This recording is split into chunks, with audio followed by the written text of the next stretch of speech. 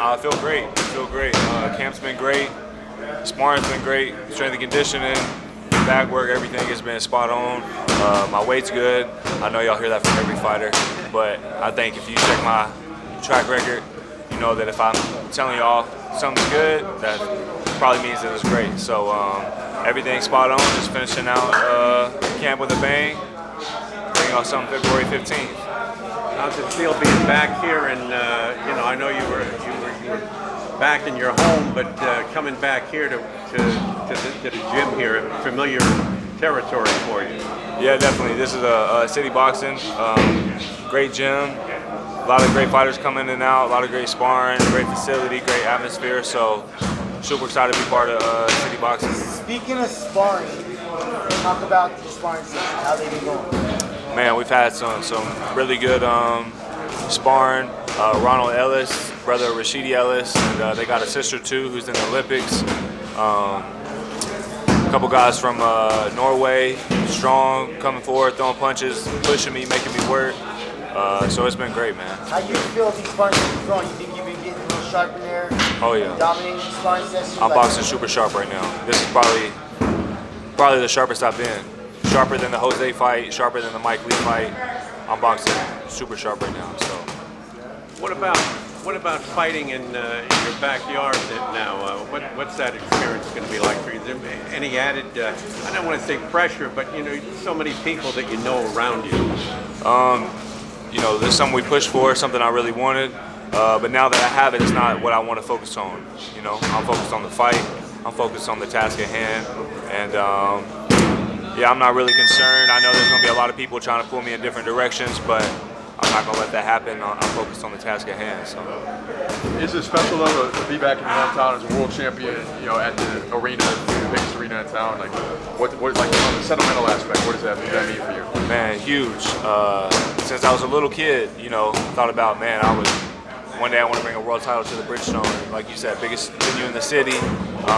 So to be doing that as a world champion at this point in my career, it's awesome. It's huge. I'm gonna make the most of it. What do you think of your opponent? He's not real well known here in the United States, but he's definitely got a good record. Yeah, big record, a lot of knockouts. He's been the WBA interim champ, and that's more than a lot of guys that we do know over here. So I know he's coming to take what's mine. I know this is the biggest moment in his life, but he'll fall short. So. Your last fight against Mike Lee was explosive and fast, but the downfall is you didn't get a lot of rounds in that fight, but you feel like everything is on point as far as this fight goes, no rust. Oh yeah, I mean, went 12 rounds with Jose, turned right back around, had a great camp, got in a couple of rounds with Mike Lee, and like I said before, my sparring, I'm boxing probably sharper than I ever have. My offense is more than it's ever been. My punching power, my defense is just as slick. My footwork, everything is on the highest level. So you guys are, I fought Jose, you've seen the best Caleb Plant. I fought Mike Lee, you didn't get to see a whole lot of it. That was the best Caleb Plant. Now in this fight, I'm going to be even better Caleb Plant. So. That last fight was like a headline before the pay-per-view event. This is just by itself can't go headline. How do you see your progression as far as that, the main event level fighter? It's exciting. I got to main event on FS1, tripled the views, broke the record. Before mine it was like 300,000 something. Fought Jose, it was like 986,000. The highest viewed boxing match on FS1 in the history of, and turn right back around, main event on Fox before the Fox pay-per-view, and then to turn right back around and be main event on Fox again. I feel like my career is right where it's want to be, right where I want it to be, and I'm just taking it one fight at a time, and get this out the way, and then we'll move on to what's next. And I know you're focused on this fight, but everyone always asks you, when's the unification coming? Is that what you want after this fight, or what can you say about that? I don't know. I'm just focused on this fight right now. Y'all have heard me tell you guys that I want that fight. That's a fight that I do want. That's a fight that I've been pushing for. That's a fight that I'll continue to push for. But it takes two to dance, and not only that, but there's people above us who may want that to like simmer a little more. With us maybe being so young in our career. I'm not interested in that. I don't care about waiting.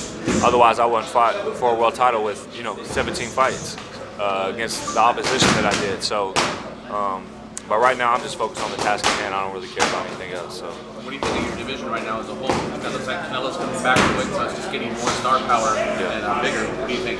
I feel like the super middleweight division is the hottest that it's ever been.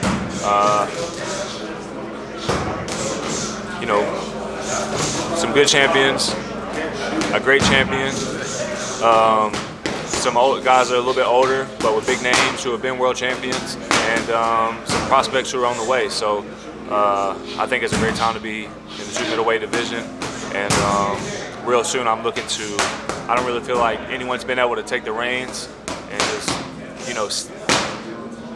become unified or really take the reins and take control of the division.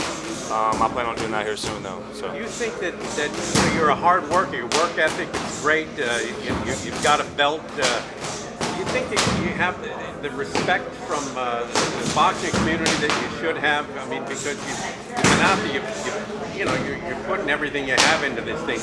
And what do you think it'll take to get that spotlight on you a little more? No, I don't really feel like I get the respect that I deserve. I feel like there's still a lot of people out there who think that I'm just hype, that I'm not the real deal, but I'll just keep doing what I do. Why do you think they think that about you? I think everybody knows why. Yeah, I think most people know why. I don't really got to speak on it, you know what I'm saying? And this is something that's rare in boxing, and so it may be hard for them to believe, but they don't have to take my word for it, They don't have to give me the respect. I'd rather just keep working, keep winning, get my hand raised, and earn it the hard way. So. That being said, you think you might, set a precedence, but an example, so that it might not be so rare in the future? Hopefully, it doesn't matter where you're from. It doesn't matter what skin color you are. It doesn't matter your ethnicity or your religion, or you can be whoever you want to be.